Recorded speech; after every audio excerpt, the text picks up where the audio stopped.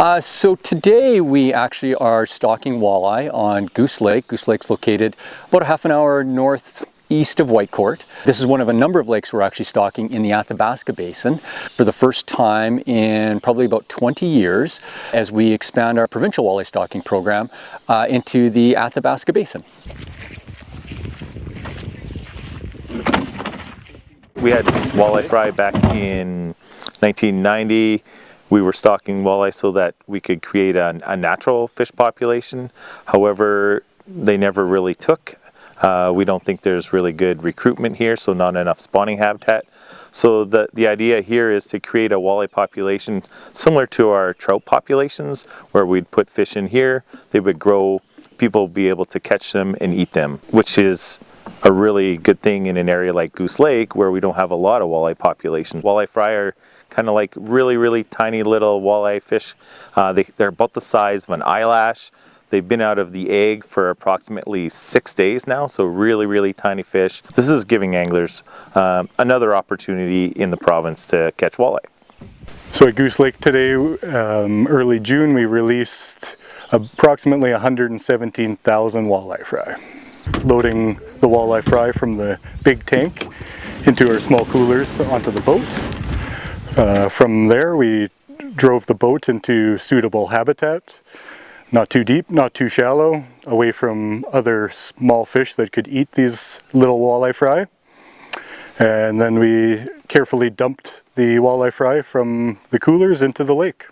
The idea is to put them into kind of safer water, into the deep where there may be larger fish, but the larger fish aren't really looking at the really little walleye fry that are freshly stocked. Our stocking process, once the fish are on their way, our colleagues will bring them from the hatchery. Our staff in Fisheries Management will meet them there. In the case of Winagami Lake, we wanted to have a boat prepared so that we could take the fry to areas on the lake that we can identify as having opportunity for those fish once stocked in to be able to access zooplankton so they can begin to feed fairly close to when they're introduced into the water body. We wanted to put them in an area where the temperature of the water is similar to the temperature of the water that they're coming from the hatchery, reducing as much stress and perturbation on the fry as possible. Walleye are certainly one of the most sought after species. I think from a harvest perspective, lots of anglers like to fish for them, like to consume, but also just from a catchability aspect. They're actually easily caught, so they provide an experience that I think most anglers, whether you're a novice, whether you're a professional, can still get out, enjoy, catch, and if desired, can harvest.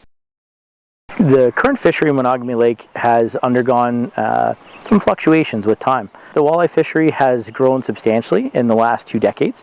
The walleye in Winagami Lake were introduced initially in the early 1990s, and from that time it took about 15 years for those to begin to kind of establish and start to reproduce naturally to a point where anglers could enjoy a recreational fishery.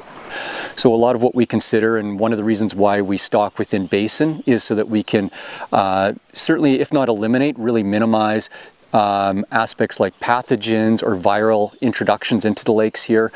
We take great care in where we get the eggs from and have them raised in the Cold Lake Fish Hatchery. So we really minimize anything that we don't want to introduce into the lake. Where we can provide harvest and identifying those areas for Albertans, that then takes pressure off and allows or enables recovery in walleye populations or other populations that we're actually trying to have less angling pressure on. This fishery, the objective is to grow fish in this lake so that anglers could come catch them and eat them. So we're not here looking to create a new natural fishery. The reason is we don't believe that they could reproduce in here enough to maintain a fishery. So we're going to try to maintain it by stocking it on an annual basis for the first little while and see how it goes. What we'll be doing over the next 3 to 5 years is really evaluating the success. So the success of the walleye that are captured out of Rock Island Lake, how they're surviving in these systems, and then ultimately beginning or continuing actually to evaluate where we can use walleye stocking as a tool for providing more angling opportunities and harvest opportunities even further into northern Alberta.